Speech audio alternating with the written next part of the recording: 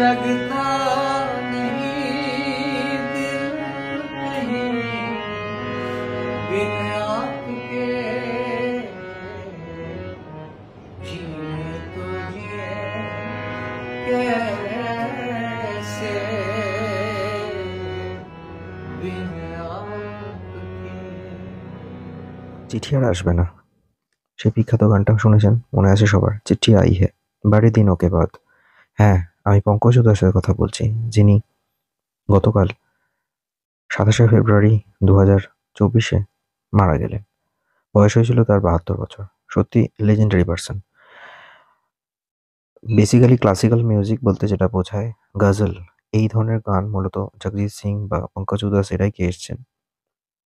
এদের গান সবসময় একটা অন্য চোখে দেখা হয়। এদের গান ইউজুয়ালি কোনো সিনেমাতে ইউজ হতো না, কিন্তু পঙ্কজ উদাস ছিলেন প্রথম একজন গায়ক যার গান লোকে মুভিতেও খুব সহজভাবে ডিরেক্টররা দিতে পারতেন।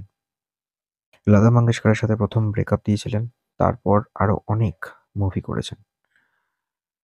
সেই সব গান কোনোদিনও পুরনো হবে না। সাজন সিনেমার সেই বিখ্যাত গান কি আরো অনেক সিনেমার গান আছে যেটাতে তিনি গেয়ে গেছেন। পঙ্কজ উদাস বড়ই সাধারণ মানুষ ছিলেন। ছোটবেলায় উনি ডাক্তার হতে চেয়েছিলেন, তারপর গানকেই বেছে নেন এবং প্রথম তার গানের উপার্জন দিয়ে একটা ফিয়াট গাড়ি কিনেছিলেন।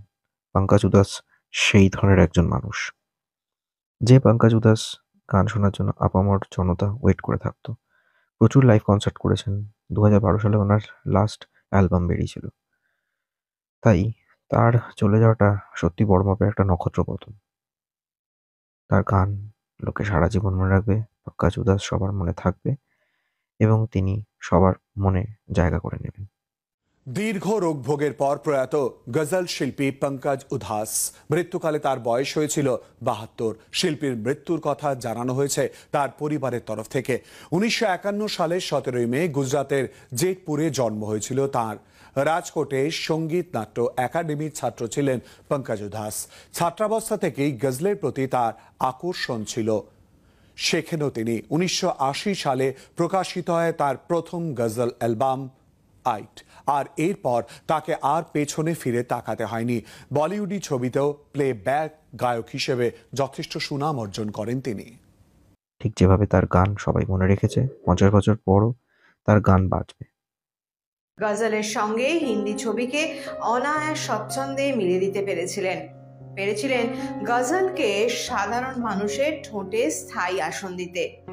সে চিঠি আই হে হোক, আহিস্তা কিজে বাতের মতন গান মানুষের মুখে মুখে ঘুরেছে, ভালোবাসার ভাষা হয়ে উঠেছে।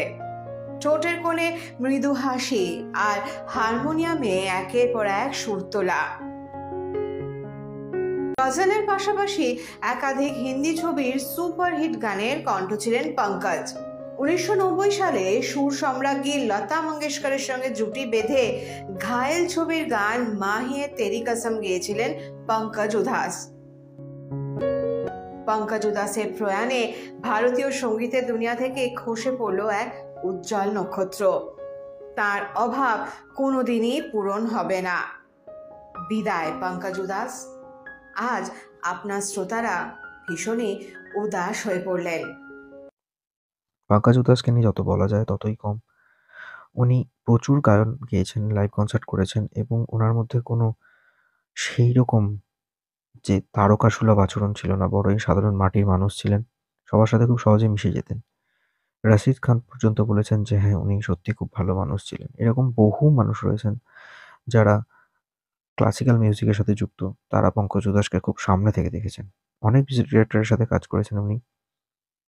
সম্প্রতি খুব ভুগছিলেন এবং 72 বছর বয়সে তিনি শেষ নিঃশ্বাস ত্যাগ করেছেন। উনি সারা জীবন আমাদের মনে ছিলেন, আছেন এবং থাকবেন তার গানের মধ্য দিয়ে।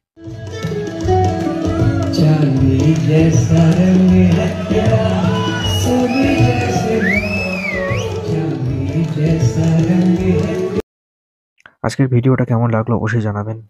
ভিডিওটা বেশি লং করলাম না, পঙ্কজ উদাসকে নিয়ে শুধুমাত্র একটা ছোট ট্রিবিউট। লং স্টোরিজ দেখতে থাকুন, আশা করি ভিডিওগুলো ভালো লাগবে। চ্যানেলটা শেয়ার করুন, ভিডিও শেয়ার করুন, সাবস্ক্রাইব করুন আর নোটিফিকেশন বাটনটা প্রেস করে রাখুন।